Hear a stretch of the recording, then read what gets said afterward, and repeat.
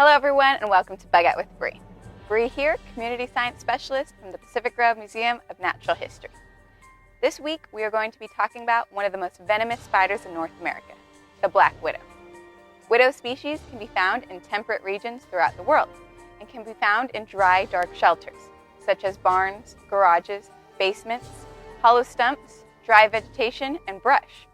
In North America, there are 3 distinct species that occupy different regions: the northern black widow, the western black widow, and the southern black widow. These 3 species have very similar physical and behavioral characteristics. Female black widows are shiny black, with a red-orange hourglass pattern on their abdomen. Male black widows are not black, but brown or gray, with small red spots, and are half the size of the female. This spider's bite is a cause for concern because its venom is reported to be 15 times stronger than a rattlesnake's bite. In humans, the bite produces muscle aches, nausea, and a paralysis of the diaphragm that can make breathing difficult. However, most people who are bitten suffer no serious injuries, and even less cases are fatal. These spiders are non-aggressive and bite only in self-defense, such as when someone accidentally sits on them or disturbs their habitat. The animals most at risk from the black widow's bites are insects and male black widow spiders. The name black widow comes from the female's habit of eating the male after mating. Black widows are solitary year-round, except during this violent mating ritual.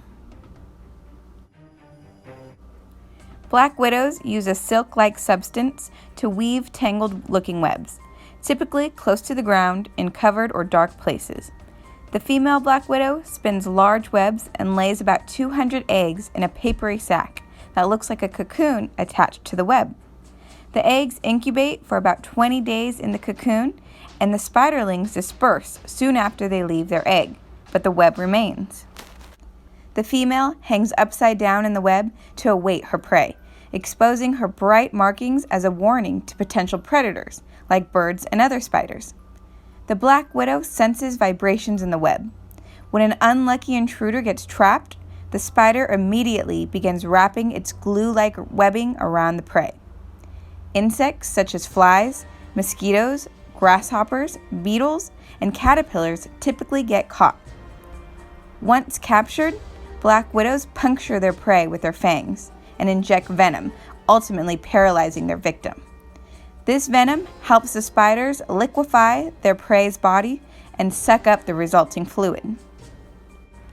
There are several other common widow species that can oftentimes be confused with the venomous black widow spider, like the non-native brown widow spider that is tan with a series of white stripes or patches, and looks similar to the native black widow spiderlings. The red-back widow, native to Australia, looks fairly similar to the North American black widow, with a red dorsal stripe in addition to its reddish-orange hourglass. Also native to the UK, false widows are often confused with black widows, but they are less dangerous and not a part of the true widow genus, Electrodectrus. As we learned in past videos, not all spiders are something that should be feared. More than 99% of spiders cause little to no harm to humans. But black widows are rarely seen and only bite when provoked. Have a happy Halloween, stay safe, and stay creepy. See you next time on the next Bug Out with Bree.